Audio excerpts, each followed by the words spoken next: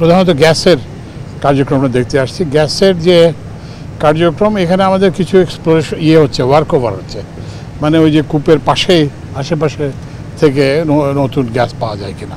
তো already successful হয়েছে। কত পাওয়া গেছে অলরেডি? 8 মিলিয়ন। একটা ওই যে এখানে কোলেস্টের সাথে 8 মিলিয়ন পাওয়া গেছে এমএমসিডি।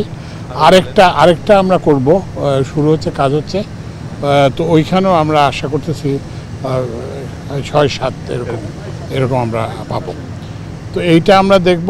আবাসিকের ক্ষেত্রে মানে কিয়ামত পর্যন্ত অপেক্ষা করলে কোনো সম্ভাবনা নাই। আমার পক্ষে যদি সম্ভব হতো তাহলে আমি ঢাকাতেও আবাসিক গ্যাস বন্ধ করে দিই। কারণ বন্ধ মানে কারণ হচ্ছে যে এটা হচ্ছে সবচেয়ে ইনএফিশিয়েন্ট। কারণ শিল্প কারখানা যেখানে গ্যাস পাচ্ছে না, বিদ্যুৎ উৎপাদনের জন্য যেখানে গ্যাসের ঘাটতি, সেখানে বাসা বাড়িতে তো এটা একটা অপচয়। এটার যে ব্যয়, মানে এই গ্যাস যে সরবরাহের ব্যয় আর এই গ্যাস থেকে যে টাকা পাওয়া যায়, এটার মধ্যে বিস্তর ফারাক। তো ওই জন্য আমরা একটা আয়োজন ব্যবস্থা করছি, সেটা হচ্ছে যেসব এলাকায় গ্যাস উৎপাদন হয় সেসব এলাকায় আমরা স্বল্প মূল্যে গ্যাস সিলিন্ডার দিচ্ছি।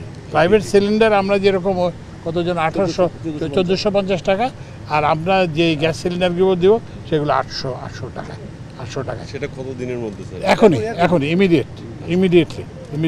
কিন্তু ওই যে আপনারা একটু সবাইকে জানাবেন যে এই যে মানে বাসা বাড়িতে গ্যাস সংযোগ আর সম্ভব না। একসময় আমাদের গ্যাসের ব্যবহার ছিল না, তখন বাসা বাড়িতে গ্যাস দেওয়া হয়েছে। এখন এলপিজি এসে গেছে এবং আমরা এলপিজির দামও কমানোর চেষ্টা করতেছি।